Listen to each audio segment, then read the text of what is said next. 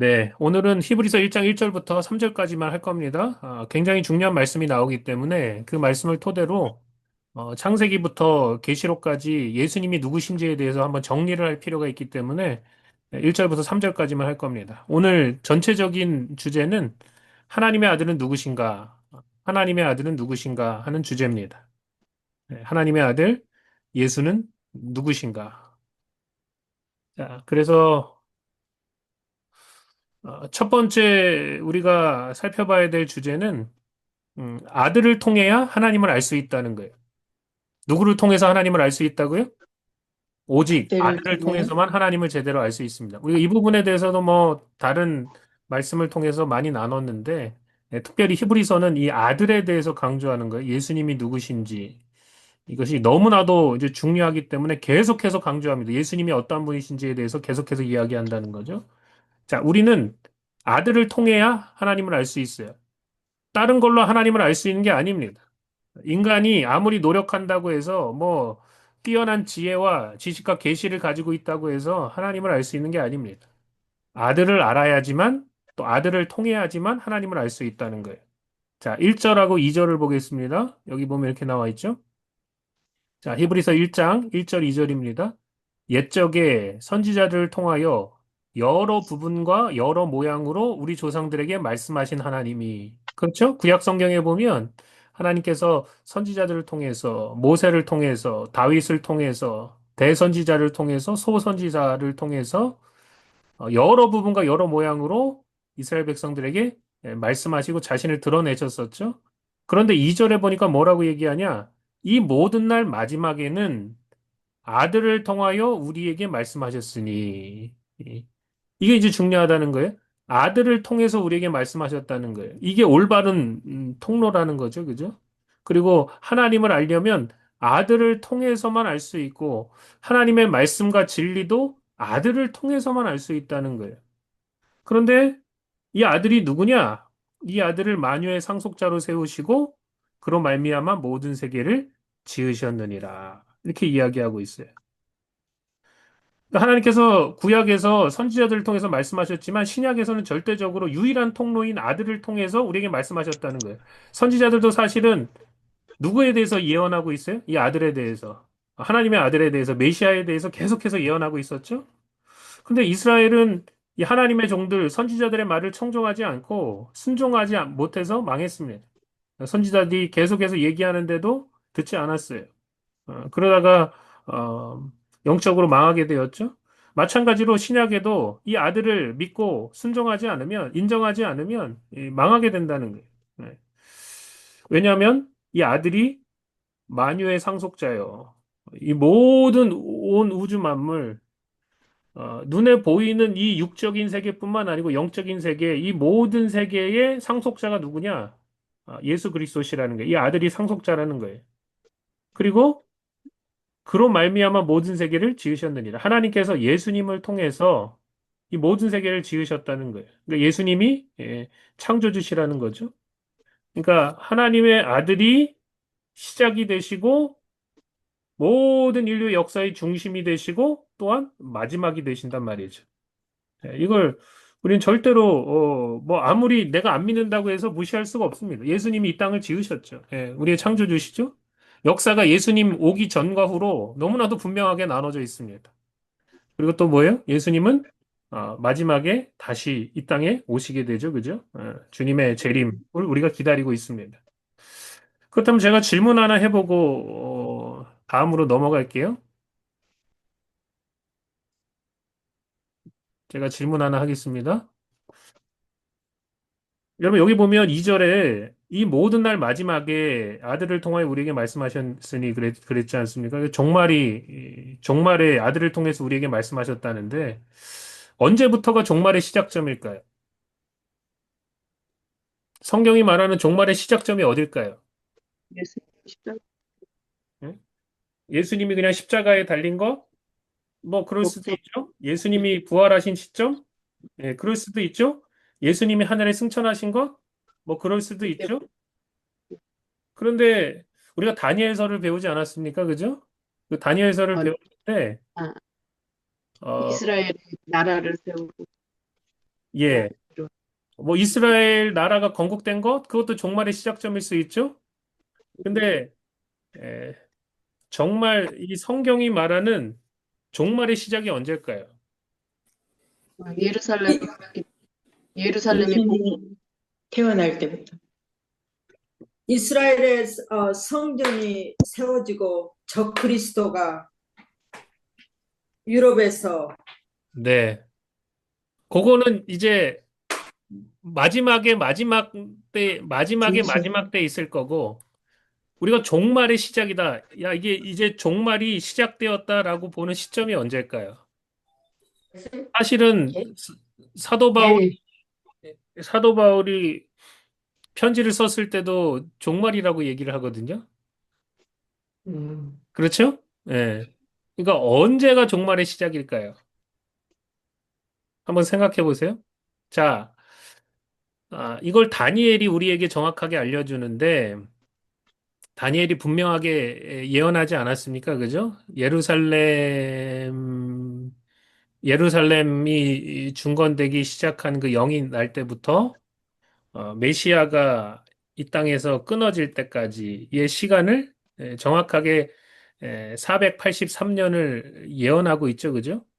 483년. 그리고 나서 이 다니엘이 뭐라고 예언을 했냐면 예루살렘이 붕괴될 것이다. 그죠? 그리고 나서 예루살렘이 붕괴될 것이다 그랬는데 정말 AD 70년에 예루살렘이 돌 위에 돌 하나도 남겨지지 않고 예루살렘 성전이 완전히 파쇄되는 로마에 의해서 파쇄되는 일이 발생했어요. 그때부터가 정확한 종말의 시작이라고 볼 수 있어요. 왜 그러느냐? 그리고 나서 사실은 490년이 이 종말을 위해서 딱 설정된 그런 시간이잖아요. 다니엘서에 딱 보면. 근데 483년은 앞에 딱 있는데 나머지 7년이 거기 붙어가지고 바로 오는 게 아니고 중간에 긴 그 갭, 인터벌이 있은 다음에 마지막 7년이 맨 마지막에 붙는단 말이죠. 그러니까 그 중간에 갭이 있는데 이 갭이 얼마인지를 모르는 거예요. 아무도 몰라요. 그죠? 이 7년이 그냥 483년에 붙어 있으면, 그러면, 그냥 그 7년 후에 뭐 예수님 오시겠네, 이 땅이 종말이 맞이하겠네, 이럴 수 있는데, 예루살렘 성전이 무너지고 나서 한참 갭이 있은 다음에, 마지막 예수님이 오시기 7년에 대한, 그 전 7년에 대한 이야기만 딱 하고 있으면 그 중간에 인터벌이 얼마나 긴지를 사람들이 모르는 거예요. 그러니까 예루살렘이, 성전이 무너진 그 시점부터가 종말의 시작이라고 볼 수 있는 거예요. 그 인터벌이 얼마나 긴지 모르고 마지막 7년이 언제 올지를 전혀 우리가 뭐 그러니까 말씀을 통해서는 어느 정도 이렇게 되겠다라고 하고 있지만 그러나 정확하게 그 시를 우리가 상상할 수 없죠. 근데 이제 오게 되면 알 수 있게 됩니다. 이게 마지막 종말의 7년이구나. 그러니까 언제부터가 종말의 시작점이냐라고 했을 때 가장 정확한 대답은 예루살렘 성전이 무너지면서부터 AD 70년서부터 이게 실제적인 종말이 일어나는구나라는 것을 알 수 있습니다. 이해하셨죠? 예루살렘 성전의 파괴가 종말의 시작점이다. 이렇게 이제 볼 수 있습니다. 자, 두 번째 주제입니다. 기독론이에요, 기독론. 2절에서 하나님께서 하나님의 아들을 만유의 상속자 그리고 그 아들을 통해서 세상을 지었다 그랬죠. 창조주로 세우셨어요. 많은 사람들이 예수님이 창조주신 거를 모르고 있는 사람들이 굉장히 많이 있습니다. 기독교인들도 예수님이 창조주시라는 것을 잘 깨달아 알지 못하는 사람들이 있어요. 이게 목사들이 안 가르쳐서 그렇죠? 예수님이 누구신지. 근데 너무나도 명확하게 성경은 예수님이 우리의 창조주가 되신다라는 것을 이야기하고 있어요. 자꾸 튕겨져 나가시는 분들이 계시는데 뭐 제가 문제가 있어서 그런 게 아니죠? 왜 자꾸 튕겨져 나가시죠? 한번 들어오면 계속 계셔야 되는데 가끔 보면 튕겨져 나가시는 분들이 계시는데 예, 어쨌든 2절에서는 하나님의 아들이시고 만유의 상속자고 창조주시라고 너무나도 분명하게 우리 가르쳐 주고 있어요. 근데 3절에 보십시오. 3절에 보면 계속해서 예수님이 어떤 분이신지에 대해서 히브리서가 묘사하고 있는데 여기 보니까 이는 하나님의 영광의 광채시요 그 본체의 형상이시라. 그의 능력의 말씀으로 만물을 붙드시며 죄를 정결하게 하는 일을 하시고 높은 곳에 계신 지극히 크신 이의 우편에 앉으셨느니라. 이렇게 이야기하고 있어요. 그러니까 지금 여기 보니까 예수님을 뭐라고 묘사하고 있냐? 하나님의 영광을 드러내는 광채시고 그 본체시며 본체의 형상이시라는 거예요. 그러니까 하나님이 어떠한 분이신지를 드러내는 그 영광의 광채고 그 본체의 형상이시라는 거죠. 예. 그러면서 예수님이 어떠한 일을 하셨는지 여기 분명히 이야기하고 있는데 그의 능력의 말씀으로 만물을 붙드시며 그러니까 예수님이 이 모든 만물을 창조하셨다. 우리가 새벽에 골로새서 말씀을 통해서 예수님은 그냥 보이는 것만 창조하신 게 아니고 보이지 않는 영적인 세계의 존재들도 다 예수님이 창조하셨다고 그렇게 써 있죠. 그죠? 예, 보이는 것이나 보이지 않는 모든 것들을 예수님이 다 만드셨다고 그렇게 이야기하고 있어요. 그러니까 창조주이실 뿐만 아니고 능력의 말씀으로 만물을 지금 붙들고 계시다는 거예요. 그러니까 지금 전 온 우주가 이렇게 운행되는 데는 이 예수님의 그 능력의 말씀이 있다는 거죠. 여러분 한번 생각해 보세요. 지구가 지금 공중에 떠서 태양 주위를 돌고 있습니다. 그죠? 네. 조금만 더 가까이 가도요, 뜨거워서 죽고요. 조금만 더 뒤로 가도 예, 추워서 죽어요.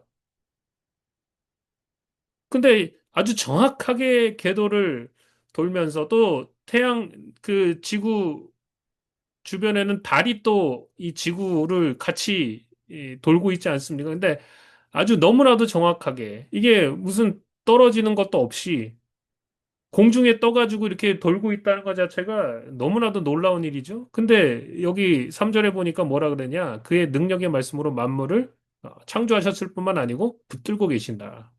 붙들고 계신다. 예수님이 그렇게 이야기하고 있고요. 아, 그렇구나. 창조주의 솜씨가 정말 놀랍고 위대하구나. 네. 이 지구를 보면 또 우주를 보면 그런 걸 더 많이 우리가 느낄 수 있죠. 그죠? 또 여기 보니까 뭐라 그랬냐? 두 번째, 죄를 정결하게 하는 일을 하시고 하나님의 아들 또 메시아로서의 역할 가운데 두 번째는 죄를 정결하게 하는 일을 하시고 십자가와 보혈로 이 놀라운 일을 이루셨죠. 그다음에 세 번째는 뭐라 그랬냐? 높은 곳에 계신 지극히 크신 이의 우편에 앉아 계신다. 지금 예수님이 어디 계시냐? 지극히 높이 계신 높은 곳에 계신 지극히 크시니 하나님의 우편에 지금 앉아 계신다. 부활하시고 승천하셔서 지금 보좌 우편에 앉아 계신다. 그런 이야기를 지금 하고 있습니다. 그러니까 지금 예수님에 대한 이야기, 이 기독론에 대해서 히브리서가 이야기하고 있는데 이게 굉장히 중요해요. 그리고 계속해서 히브리서는 예수님이 누구신지에 대해서 이야기하고 있어요. 신학적으로. 그래서 우리가 구약에서 또 신약에서 나온 예수님의 묘사에 대해서 한번 전체적으로 쭉 뭐 정리할 필요가 있다. 이렇게 생각해서 제가 좀 말씀을 추려서 오늘 좀 정리해 드리려고 해요. 구약에 예수님에 대해서 뭐라고 얘기하고 있는지, 어떻게 예언됐고, 또 신약에 예수님에 대해서 어떻게 얘기하고 있는지. 이게 다 기독론에 관련된 것이거든요. 그러니까 이단이 가장 많이 나오는 게 바로 기독론이에요. 기독론, 예수님이 누구신지를 잘 몰라가지고 자꾸 이단이 나오는 겁니다. 근데 우리가 이걸 잘 알면 이단에 잘 속아 넘어가질 않아요. 그러니까 잘 한번 보세요. 자, 창세기 3장 15절에 보면 처음으로 이 원복음이라 그러죠. 처음 하나님께서 메시아에 대한 이야기를 하면서 그 메시아가 어떤 사람일지에 대해서 어떤 존재일지에 대해서 이야기하고 있어요. 창세기 3장 15절. 여기 보니까 이렇게 나왔죠. 내가 너로 여자와 원수가 되게 하고 내 후손도 여자의 후손과 원수가 되게 하리니 여자의 후손은 내 머리를 상하게 할 것이요 너는 그의 발꿈치를 상하게 할 것이니라 하시고 이렇게 이야기하고 있죠. 그러니까 여기 보니까 여자의 후손에 대한 이야기를 하고 있어요. 우리 모두는 다 남자의 후손입니다. 그죠? 씨가 남자에게서 왔죠? 근데 여자의 후손이 태어날 것이다. 여자의 후손이 나오게 될 것이다. 씨가 없는데 어떻게 탄생하냔 말이죠. 이게 이제 나중에 보니까 마리아가 성령으로 잉태됨으로 하나님의 아들 메시아이신 예수님을 이 땅에 낳게 되죠. 그죠? 근데 그 여자의 후손이 네 머리를 상하게 할 것이요. 그 사단의 머리를 박살낼 것이죠. 그리고 너는 그의 발꿈치를 상하게 할 것이다. 예수님이 십자가에 달려서 발에 상처를 입을 거에 대해서 이야기하고 있어요. 예수님의 발꿈치를 물어가지고 잠시는 상하게 할지 모르지만 그러나 예수님이 네 머리를 박살낼 것이다. 이제 그렇게 사단을 멸하실 메시아에 대한 이야기를 하고 있습니다.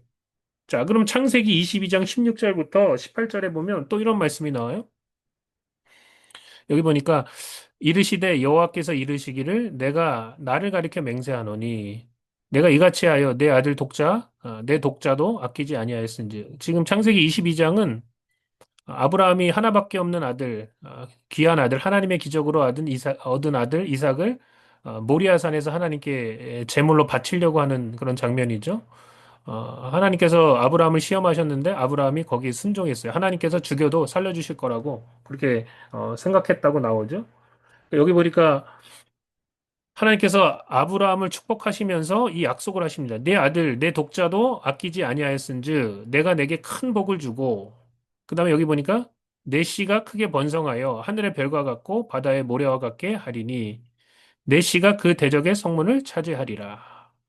여기서 말하는 이 씨 중에서 하늘의 별과 같은 것은 영적인 이스라엘을 말하고요. 바다의 모래 같은 것은 육적인 이스라엘을 말하죠. 그러면서 내시가 그 대적의 성문을 차지하리라. 여기 이 말하는 이 내시는 이게 단수예요. 단수. 복수가 아니에요. 어, 내시가 그 대적의 성문을 차지하리라. 18절에 보니까 내시로 말미암아 천하 만민이 복을 받으리니 이는 내가 나의 말을 준행하였음이라 하셨다 하니라.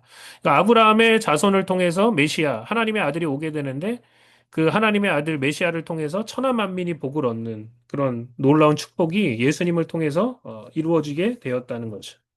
자, 그 다음에 이제 또 굉장히 중요한 메시지. 자, 신명기 18장 15절. 이게 너무 중요한 말이에요. 너무 중요한 예언이에요. 지금 모세가 예언하고 있는데, 왜 이런, 계시가 오게 된 그 동기가 있거든요.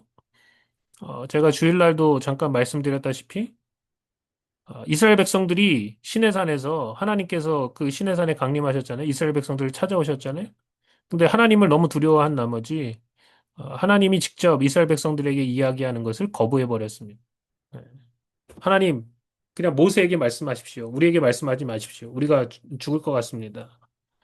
어, 그래서 중보자를 요구해요. 중간에 서 있는 그 중보자를. 그런 사건을 통해서 하나님이 이 모세에게 주신 계시입니다. 예, 예. 모세와 같은 큰 선지자를 일으키게 될 것이다. 너희는 그의 말을 절대적으로 믿으라, 들으라. 그런 이야기를 하고 있는 거예요. 자, 이 말씀이 굉장히 중요합니다. 신명기 18장 15절. 여기 보면 이렇게 나와 있죠? 내 하나님 여호와께서 너희 가운데 내 형제 중에서 너를 위하여 나와 같은 선지자 하나를 일으키시리니. 예. 지금 모세가 이야기하는 거예요. 너희 가운데서 이스라엘 백성 가운데 내 형제 중에서 너희를 위하여 이스라엘 백성을 위하여 나와 같은 선지자 하나를 일으키시리니 너희는 그의 말을 들을지니라. 큰 선지자, 놀라운 선지자가 하나 일어나게 된다는 거죠. 16절을 보세요. 이것이 곧 내가 총회의 날에 호렙산에서 시내산에서 내 하나님 여호와께 구한 것이라. 곧 내가 말하기를 내가 다시는 내 하나님 여호와의 음성을 듣지 않게 하시고 다시는 이 큰 불을 보지 않게 하소서. 두렵건대 내가 죽을까 하나이다. 하나님이 그들을 찾아오셨는데 하나님 만나기를 거부하고 하나님 말씀하시는 걸 거부했어요. 그냥 모세를 통해서 이야기하십시오. 17절을 계속해서 보세요. 여호와께서 내게 이르시되 그들의 말이 옳도다. 내가 그들의 형제 중에서 너와 같은 선지자 하나를 그들을 위하여 일으키고 내 말을 그 입에 두리니 내가 그에게 명령하는 것을 그가 무리에게 다 말하리라. 누구든지 내 이름으로 전하는 내 말을 듣지 아니하는 자는 내게 벌을 받을 것이요. 20절 보세요. 만일 어떤 선지자가 내가 전하라고 명령하지 아니한 말을 제 마음대로 내 이름으로 전하든지 다른 신들의 이름으로 말하면 그 선지자는 죽임을 당하리라 하셨느니라. 내가 마음속으로 이르기를 그 말이 여호와께서 이르신 말씀인지 우리가 어떻게 알리오 하리라. 만일 선지자가 있어 여호와 이름으로 말한 일에 증언도 없고 성취함도 없으며 이는 여호와께서 말씀하신 것 없으면 이는 여호와께서 말씀하신 것이 아니요 그 선지자가 제 마음대로 한 말이니 너는 그를 두려워하지 말지니라. 이렇게 이야기하고 있어. 그러니까 모세 다음에 어느 순간 하나님께서 이스라엘 백성들에게 큰 선지자 하나를 일으키신다. 이건 단수죠. 그 중간에 여러 선지자가 있지만, 그러나 결국은 한 선지자, 메시아가 일어나게 될 것을 이야기하고 있어요. 그럼 어떻게 알 수 있냐? 그가 선지자인지 아닌지. 이스라엘 백성들 가운데서 많은 선지자들이 왔었잖아요. 하나님의 종도 있었지만 거짓 선지자들도 굉장히 많았단 말이죠. 그런 것들을 너네가 이런 식으로 증언해보고, 그 말이 성취되었나 안 성취되었나 이런 것들을 통해서 하나님께서 말씀하신 그 선지자가 맞는지 안 맞는지를 잘 판단해라. 그렇게 이야기하면서 모세 같은 선지자를 세우실 것이다. 이렇게 이야기하고 있죠. 그래서 예수님이 사역을 하실 때 모세 같은 큰 선지자가 일어났다. 그런 이야기를 하는 장면을 우리가 많이 보게 됩니다. 이게 이스라엘 백성들이 다른 사람을 기다린 게 아니고 이 모세가 말한 나와 같은 선지자 이 사람을 기다렸던 거죠. 그분이 예수님이시고 예수님이 참 선지자가 되신다. 그 이야기를 하고 있는 거예요. 자, 그 다음에 사무엘하 7장 12절, 13절. 이 말씀은 어디서 나오느냐? 다윗이 하나님 앞에 참 칭찬받을 짓을 하나 했어요. 그게 뭐냐?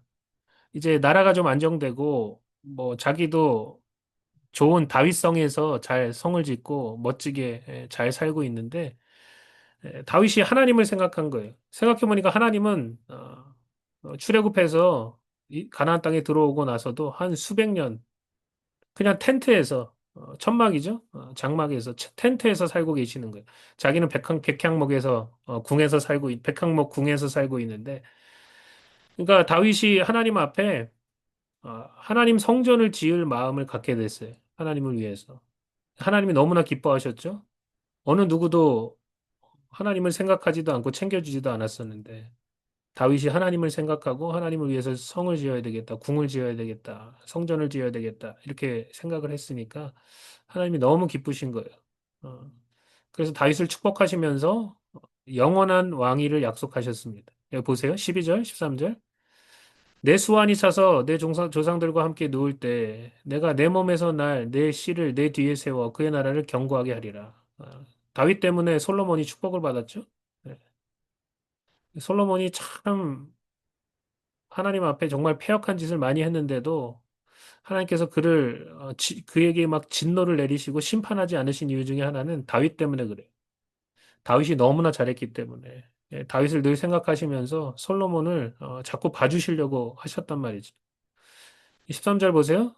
그래서 솔로몬의 나라가 뒤에 세워져서 그 나라가 굉장히 강성해지죠. 13절 보면 그는 내 이름을 위하여 집을 건축할 것이요. 그래서 솔로몬이 하나님의 성전을 먼저 건축했죠. 뭐 나중에 부패하고 하나님을 떠났지만 그 다음에 뭐라고 얘기하냐? 나는 그의 나라 왕위를 영원히 견고하게 하리라. 이 말은 뭐 남유다가 끝까지 영원히 견고한다는 얘기가 아니고 진짜 만왕의 왕 대신 예수 그리스도께서 다윗의 자손을 통해서 다윗의 그 씨를 통해서 태어나게 될 것을 그리고 예수님을 통해서 영원한 나라가 세워지게 될 것을 지금 여기에 이렇게 예언하고 있다는 거죠.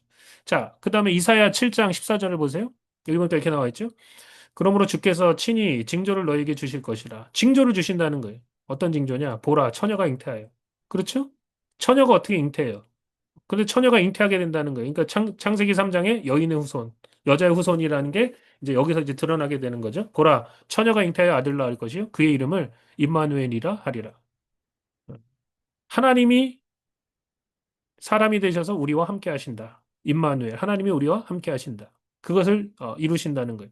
그러니까 이 예언이라는 게 점점점 더해지고 굉장히 구체적으로 드러나고 있음을 우리가 알 수 있습니다. 아멘. 자, 그 다음에 또 보세요. 이사야 9장 6절부터 보면 이렇게 또 나와 있죠. 이는 한 아기가 우리에게 낳고 한 아기가 태어났다는 거예요.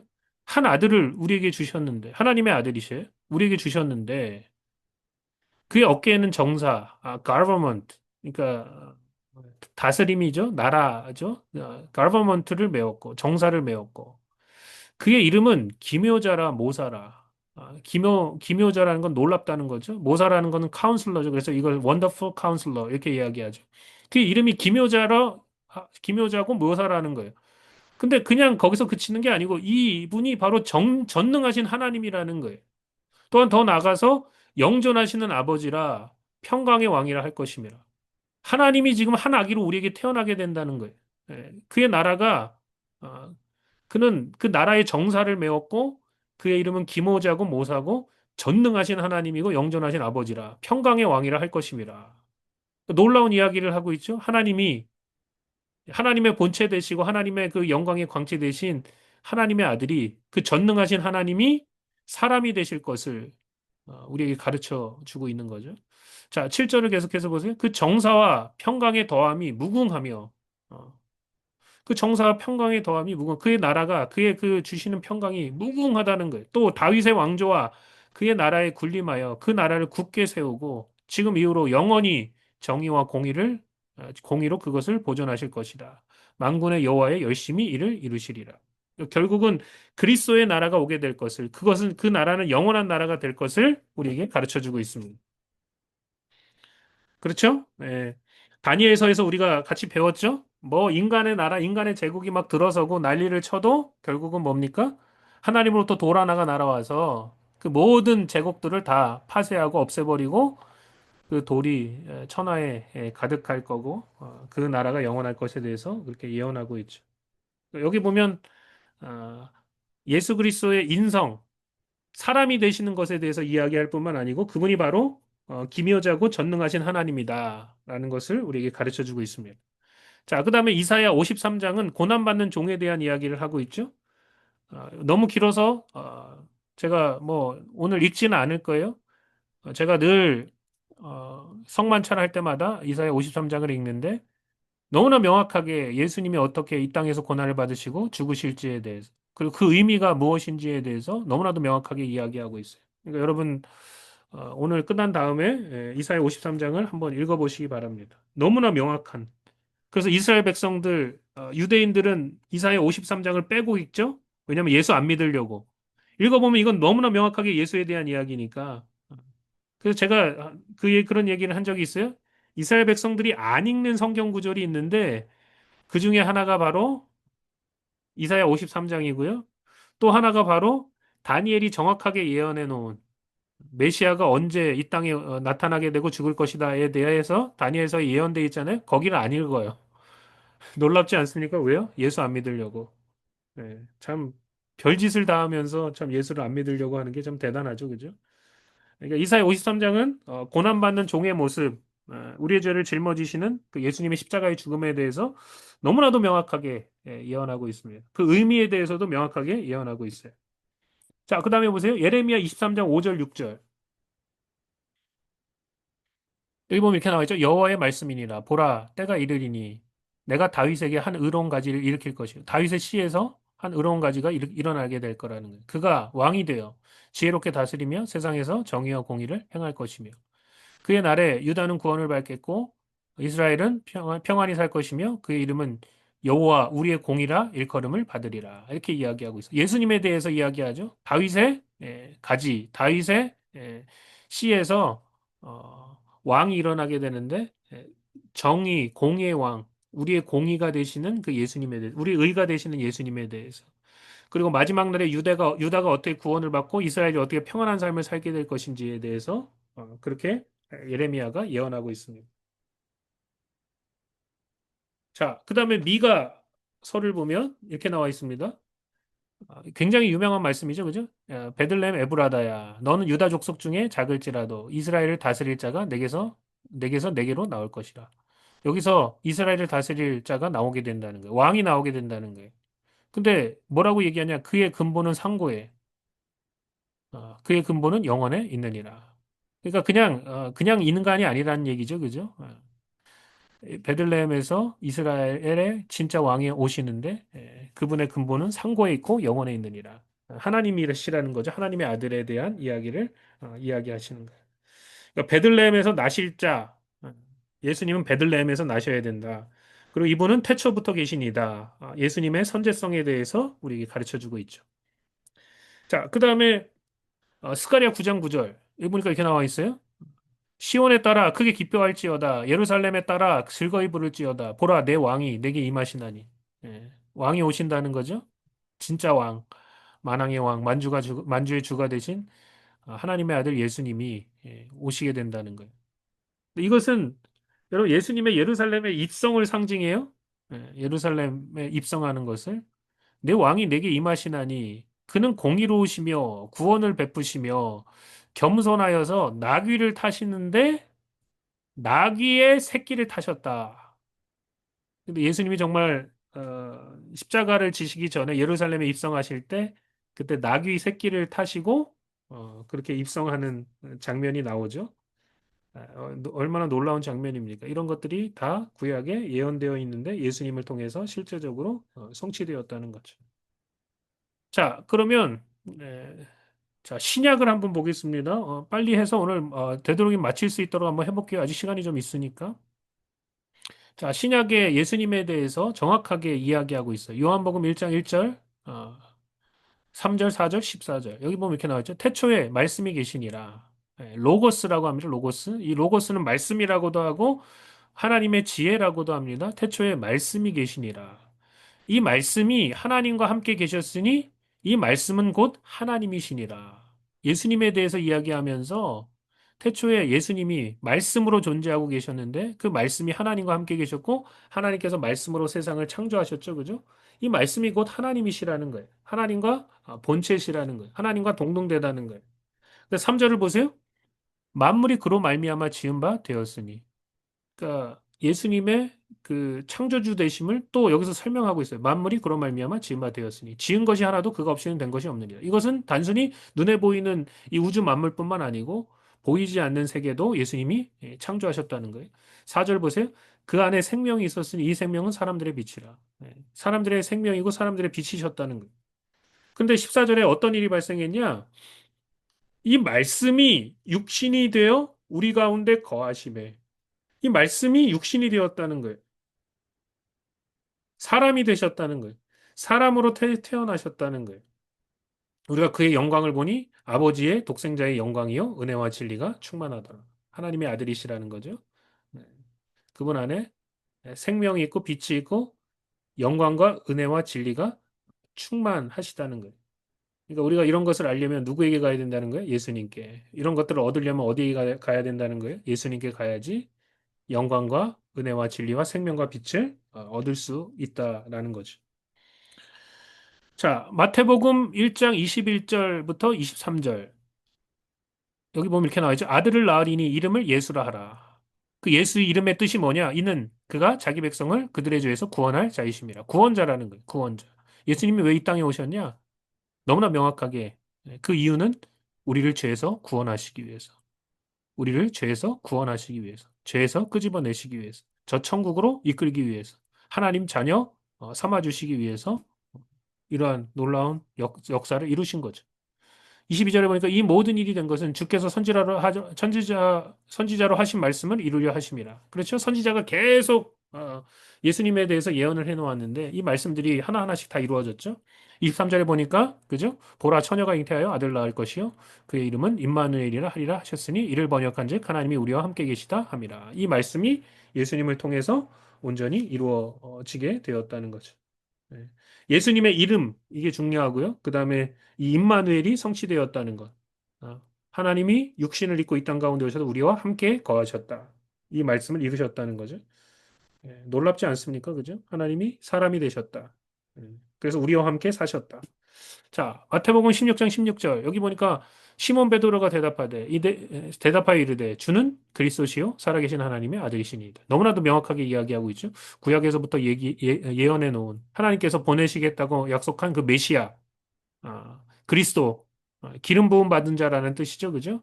어, 헬라어로는 그리스도, 그 다음에 히브리어로는 메시아. 어, 주는 그리스도시요 메시아십니다. 그러면서 살아계신 하나님의 아들이십니다. 하나님의 아들이라는 것은 하나님이십니다. 라는 것을 드러내는 것이죠. 어, 이 베드로의 이 고백인데 이 고백 위에 하나님께서 하나님의 교회를 세우시겠다 이렇게 말씀하셨죠, 그죠? 우리는 다 예수 그리스도를 그리스도요, 메시아요, 하나님의 아들로 하나님으로 믿는 자들이라는 거죠. 자, 그 다음에 보세요. 마가복음 10장 45절에 보니까 예수님이 자기가 이 땅에 오신 목적을 너무나도 명확하게 이야기하고 있어요. 인자가 온 것은. 그 예수님이 자기 자신을 얘기할 때 꼭 인자라 그러세요. 하나님의 아들이시지만 사람의 아들이 된 것이 너무나 자랑스러우신 거예요. 자기 스스로 굉장히 뿌듯한 거예요. 우리를 사랑하셨기 때문에, 사람이 되셔서 우리를 찾아오셨기 때문에.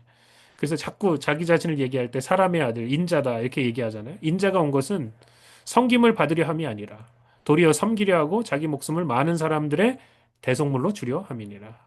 십자가에서 예수님의 생명, 그 가치를 많은 사람들을 죄에서 해방시키는 그 대속물로 대신 속죄하는 그 제물로 하나님 앞에 드리려고 이 땅에 오셨다는 이야기를 지금 하고 있습니다. 대속물이 된 예수님에 대해서 이야기하고 있죠. 자, 그 다음에 요한복음 8장 8장 58절에 보면 이렇게 이야기하고 있어요. 예수께서 이르시되 진실로 진실로 너희에게 이르노니 아브라함이 나기 전부터 내가 있느니라.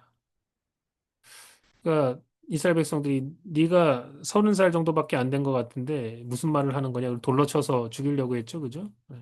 근데 예수님 뭐라고 말씀하세요? 나는 아브라함이 나기 전부터 있었다. 네. 이게 지금 굉장히 이 중요한 예수님이 바로 구약 시대부터 우리에게 이스라엘 백성들에게 말씀하여 오신 그 어, 여호와 하나님이시다라는 것을 드러내는 거죠. 내가 아브라함이 나기 전부터 있었다. 내가 처음부터 너희에게 말하여 온 자니라. 이렇게 이제 예수님 말씀하셨죠. 그죠? 그리고 여러분 요한복음에 보면 예수님이 자기에 대해서 말씀하신 I am 나는 뭐 나는 포도나무요 너희는 가지라 이런 식으로 뭐 나는 길과 진리요 생명이라 이런 I am에 대한 계시를 7가지를 하셨어요. 이 말은 아, 하나님이 자기 자신을 드러낼 때 I am who I am 나는 스스로 있는 자라 나는 나다 이렇게 이야기하셨는데 그 I am이라는 그 이 굉장히 자기 중요한 그 중요한 자기 선언 이것을 예수님이 도입하셔서 I am 그러면서 자기가 누구신지에 대해서 이야기하는 것을 통해서 예수님이 구약 시대부터 이스라엘 백성들에게 말하여 온 그들의 메시아요 왕이 되심을 계속해서 자기를 드러내셨다는 거죠. 자, 요한복음 14장 6절도 보면 이렇게 나와 있죠. 예수께서 이르시되 I am 내가 곧 길이요 진리요 생명이니 나로 말미암지 않고는 아버지께로 올 자가 없느니라. 예수님이 길이 되시고 진리가 되시고 생명이 되신다. 이렇게 이야기하고 있어요. 구원의 유일성을 강조하는 거죠. 그죠? 네. 또 사도행전에도 보면 이렇게 나와 있죠. 다른 이로서 사도행전 4장 12절 다른 이로서는 구원을 받을 수 없나니 천하 사람 중에 구원을 받을 만한 다른 이름을 우리에게 주신 일이 없습니다. 오직 예수 예수님만이 구원의 유일한 이름임을 또 유일한 중보자임을 계속해서 강조하고 있단 말이죠. 자, 그다음에 이제 로마서부터 보면 사도 바울이 예수님을 설명하는 것들이 계속 쭉 나옵니다. 예수님이 누구신지에 대해서. 자, 로마서 1장 3절에 보니까 그의 아들에 관하여 말하면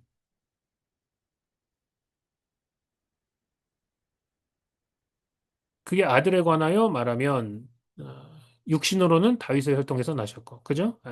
구약 시대부터 굉장히 강조하면서 이 예수님이 메시아가 아브라함의 씨요 다윗의 씨일 것이다. 근데 다윗의 혈통에서 나셨고 4절에 보니까 성결의 영으로는 죽은 자들 가운데서 부활하사 능력으로 하나님의 아들로 선포되셨으니 죽은 자들 가운데서 부활하사 능력으로 하나님의 아들로 선포되셨으니 곧 우리 주 예수 그리스도니라. 그러니까 인자가 되셔서 다윗의 혈통에서 나셨고 죽은 자들 가운데서 부활하심으로 말미암아 하나님의 아들로 증명되셨다는 거죠. 그분은 하나님의 아들이시고 곧 우리 주 예수 그리스도시다. 이렇게 이제 이야기하고 있죠. 그죠? 그다음에 그리스도의 죽으심과 부활이 성경대로 이루어졌음을 고린도전서 15장은 계속해서 이야기하고 있어요. 여기 보니까 15장 3절에 보니까 내가 받은 것을 먼저 너희에게 전하였느니 이는 이 굉장히 중요한 메시지입니다. 성경대로 그리스도께서 우리 죄를 위하여 죽으시고 장사한 바 되셨다가 성경대로 사흘 만에 다시 살아나사 예언된 대로 하나님의 그 메시지대로, 계시대로 예수님이 우리를 죄를 위하여 죽으시고 또 우리 죄를 위하여 살아나셨다는 거예요. 여기서 핵심 단어는 바로 성경대로 하나님께서 예언하신 대로 그대로 이루어졌다라는 것을 우리가 알 수 있죠. 그 다음에 너무나 우리가 잘 아는 말씀이에요. 너무나 잘 아는 말씀. 빌립보서 2장 6절부터 보면 여기 보세요. 빌립보서 2장 6절에 그는 근본 하나님의 본체시나 하나님의 본체시고 하나님이시라는 거예요. 하나님과 동등된 분이시라는 거예요. 하나님의 아들이신데 하나님과 동등된 분이시라는 거예요. 하나님께서 그것을 허락하시고 하나님께서 그 동등됨을 예수님께 허락하셨다는 거죠. 주셨다는 거죠. 그런데 예수님이 어떻게 하셨냐? 이 동등됨을 취할 것으로 여기지 아니하시고 하나님과 동등됨을 취할 것으로 여기지 아니하시고 오히려 자기를 비워 하나님의 본체시고 하나님의 본체의 형상이시고 그 영광의 광채셨는데 그분이 이 하나님과의 동등됨을 당연한 것으로 여기지 않고 취할 것으로 여기지 아니하고 겸손해지시고 자기를 비우셔서 종의 형체를 가지사 하나님의 종이 되셨다는 거죠. 하나님의 아들이셨는데 하나님의 종이 되셨다는 거예요. 자발적으로. 그래서 어떻게 되셨냐? 사람들과 같이 되셨고 예. 사람이 되셨다는 거예요. 사람이. 8절에 보니까 사람의 모양으로 나타나사 자기를 낮추시고 죽기까지 복종하셨으니 곧 십자가에 죽으심이라. 예수님이 지금 어떠한 존재셨는데 하나님을 위해서 또 사람들을 위해서 어떠한 일을 하셨는지 자기를 비우고 성육신 하셨다는 것 그리고 심지어 십자가에 대성물로 죽으셨다는 것 그것에 대해서 이야기하고 있죠. 그죠? 계속해서 보세요. 이렇게 순종하시고 하나님 앞에 자기 자신을 낮추셨을 때, 종이 되셨을 때 하나님이 어떻게 하셨냐? 이러므로 하나님이 그를 지극히 높여 모든 이름 위에 뛰어난 이름을 주사 하늘에 있는 자들과 땅에 있는 자들과 땅 아래에 있는 자들로 모든 무릎을 예수의 이름에 꿇게 하시고 그죠? 예. 하늘에 있는 모든 존재들, 땅에 있는 그런 자들, 땅 아래에 있는 자들을 다 예수의 이름 앞에 무릎 꿇게 하시고 11절 모든 입으로 예수 그리스도를 주라 시인하여 하나님 아버지께 영광을 돌리게 하셨느니라. 그러니까 예수님께서 우리를 위해서 이루신 이 모든 일들이 얼마나 놀라운 것인지 그것을 지금 우리에게 가르쳐 주고 있습니다. 하나님이 그 아들 예수님이 하신 이 일들을 얼마나 귀하게 여기시고 그 아들을 사랑하셨는지 그리고 그 아들을 통해서 어떠한 영광을 받으셨는지 그 아들을 높이시는데 모든 무릎이 예수 이름 앞에 꿇게 하시고 예수를 주라 시인해서 하나님께 영광을 돌리게 했다. 그 만유의 상속자 정말 참된 만유의 상속자가 되게 되신다. 그 이야기를 하고 있죠. 그 날이 곧 오게 될 것입니다.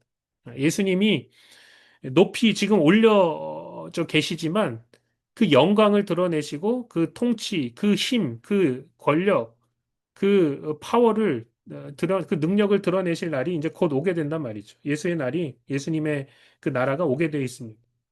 그 하나님께서 그렇게 하셨다는 거죠. 그죠? 예수님의 낮아짐, 성육심, 그리고 높아지심, 승천, 그리고 만유의 주되심에 대해서 빌립보서가 너무나도 명확하게 이야기하고 있죠. 자, 그 다음에 골로새서 우리가 새벽에 말씀을 나눴던 말씀들이죠. 그죠? 골로새서 1장 13절부터 보세요. 여기 보니까 이렇게 나왔죠. 그가 우리를 흑암의 권세에서 건져내사 그의 사랑의 아들의 나라로 옮기셨으니 천국을 뭐라고 묘사하고 있어요? 그의 사랑의 아들의 나라. 하나님께서 사랑하시는 그 아들의 나라로 옮기셨다는 거예요. 아들의 나라라는 거예요. 14절 보세요. 그 아들 안에서 우리가 속량 곧 죄사함을 얻었도다. 그렇죠? 예수님의 십자가를 통해서 우리가 속량을 받고 죄사함을 받았어요. 15절 그는 보이지 아니하는 하나님의 형상이요. 그죠?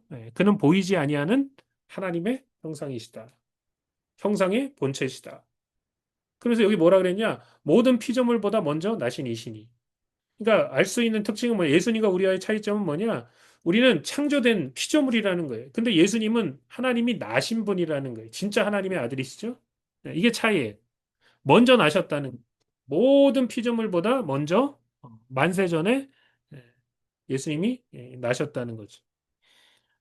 그래서 16절에 보니까 이렇게 나와 있어요. 만물이 그에게서 창조되되 근데 그 만물은 뭘 뜻하느냐? 단순히 땅에 보이는 것이 아니라 여기 보니까 하늘과 땅에서 보이는 것들과 보이지 않는 것들과 혹은 왕권들이나 주권들이나 통치자들이나 권세들이나 만물이 다 그로 말미암고 그를 위하여 창조되었고,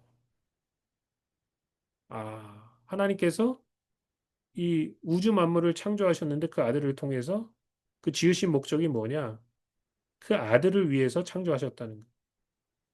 예수님을 위해서. 예수님이 주인이시고 모든 것의 상속자시라는 거죠. 우리는 무엇을 위해 존재하냐? 뭐 하나님의 영광을 위해서도 존재하지만 하나님께서 우리를 왜 지으셨냐? 그 아들을 위해서 지으셨다는 거예요. 자, 17절을 계속해서 보세요.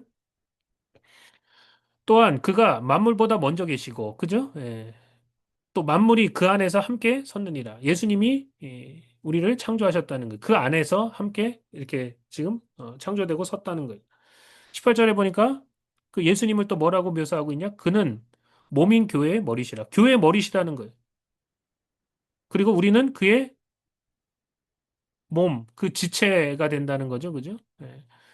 우리가 그 머리 대신 예수님께 붙어서 그 생명력을 공급받고 구원받는 그 길을 지금 걸어가고 있어요. 그가 교회의 머리가 되신다. 그가 근본이시요. 죽은 자들 가운데서 먼저 나신 이시니 부활에 대해서 이야기하고 있죠. 부활의 첫 열매가 되셨어요. 예. 그가 근본이시다. 시작과 끝이시다. 그리고 이 모든 인류의 역사의 중심이시다. 그리고 죽은 자들 가운데서 먼저 나신 이시다. 그러니까 예수님은 두 첫 열매신데 하나는 부활의 첫 열매시고요. 또 하나는 거듭남의 첫 열매시라는 거예요. 이 이후로 사람들이 거듭나서 하나님의 자녀가 되죠. 그죠? 죽은 자들 가운데 제일 먼저 나신 이시다. 부활의 첫 열매시고 거듭남의 첫 열매시다. 이는 친히 만물의 으뜸이 되려 하심이요. 그러니까 예수님이 얼마나 높고 위대하신지에 대해서 이야기하고 있는데 특별히 이제 우리가 히브리서를 계속해서 배우면 예수님이 얼마나 위대하고 뛰어나신 분이신지에 대해서 계속해서 강조하고 있어요. 그러니까 그 이야기를 지금 여기서도 하고 있죠. 19절에 보니까 아버지께서는 모든 충만으로 예수 안에 거하게 하시고 모든 그 충만, 그 능력, 그 생명, 그 빛이 예수님 안에 있었다는 거죠. 그 20절을 보면 그의 십자가의 피로 화평을 이루사 하나님과 우리 사이에 화평을 이루시는 그 놀라운 역사. 만물 곧 땅에 있는 것이나 하늘에 있는 것들이 그로 말미암아 자기와 화목하게 되기를 기뻐하십니다.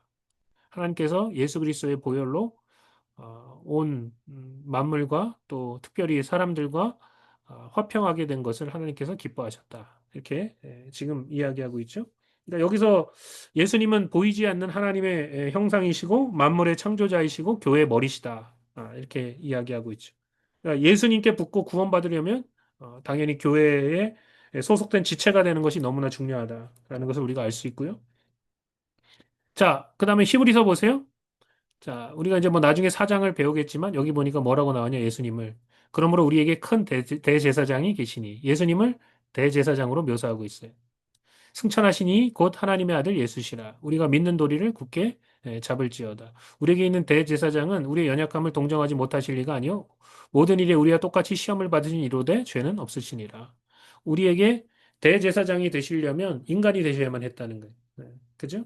그래서 인간이 되셔서 우리의 연약함을 동정하시고 우리와 똑같이 시험을 받으셨지만 그러나 죄를 이기시고 승리하시는 놀라운 역사가 일어나게 된 거죠. 그러니까 이 아들을 믿는 믿음 가운데서 우리가 굳게 서야 됨을 가르쳐 주고 있습니다. 자, 그 다음에 마지막이에요. 자, 요한계시록 1장 17절부터 18절. 여기 보면 이렇게 나와 있죠. 지금 사도 요한이 부활하신 예수님을 만났어요. 근데 예수님을 만났을 때 어떤 일이 발생했냐? 내가 볼 때 그의 발 앞에 엎드려 죽은 자 같이 되매. 부활하신 예수님의 그 영광과 위엄이 얼마나 큰지, 이 사도 요한은 늘 예수님이 이 땅에 공생의 사역을 감당하실 때 늘 예수님 품에 안겨 있었어요. 왜냐하면 나이가 어렸거든요. 그러니까 예수님이 늘 기여하시고 늘 이렇게 안아주시고 했던 그 제자거든요. 제일 사랑받았던 제자거든요. 근데 부활하신 예수님을 만났을 때 그 발 앞에 엎드려서 죽은 자처럼 되었다는 거예요.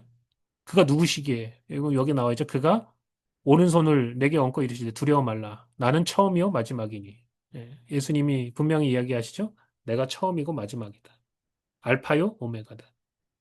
그러면서 18절에 뭐라고 하냐? 곧 살아있는 자라. 내가 지금 살아있다는 거예요. 그러면서 뭐라고 얘기하냐? 내가 전에 죽었었노라. 예. 죽음을 경험하셨다는 거예요. 예, 죽음을 맛보셨다는 거예요. 근데 살았다. 부활하셨다. 그러면서 뭐라고 말씀하시냐? 볼지어다 이제 세세토록 살아있어 사망과 음부의 열쇠를 가졌노니 주님께서 열고 닫으시고 주님께서 다스리신다라는 것을 우리에게 가르쳐 주고 있습니다. 아멘. 예, 구약을 통해서 예수님에 대해서 예언한 것들을 좀 다는 아니지만 그래도 아주 중요한 부분들을 정리했고요. 또 신약 성경에서도 다는 아니지만 굉장히 중요한 부분들을 오늘 우리가 같이 정리하면서 예수님이 누구신지에 대해서 명확하게 이야기할 수 있습니다. 예수님은 참 하나님이시면서 또 참 인간이 되신 분이시죠, 그죠? 예. 우리의 창조주시고 정말 지극히 우리가 생각하는 것, 우리가 뭐 상상하는 것과 비교할 수 없을 정도로 크고 위대하시고 놀라운 분이시죠. 하나님의 본체이시니까, 하나님의 품속에서 태어나신 분이시니까. 하나님의 아들이라고도 하지만 우리는 그분을 하나님이라고 부릅니다. 그 정도로 하나님께서 그 아들을 귀하게 여기시고, 우리를 지으신 그 목적이 그 아들을 위해서 살도록 그렇게 지으셨다는 거죠. 그러니까 우리가 신앙생활하면서 다른 어떤 거 하는 거 아닙니다. 예수님을 알아가고 예수님을 믿고 사랑하게 되고 잘 섬기는 것. 그게 하나님께 기쁨이 되고 영광이 된다. 다른 어떤 것 하는 거 아니다. 예수님 붙잡는 것이다. 라는 것을 우리가 알 수 있습니다. 자, 오늘 말씀을 이것으로 마치고요.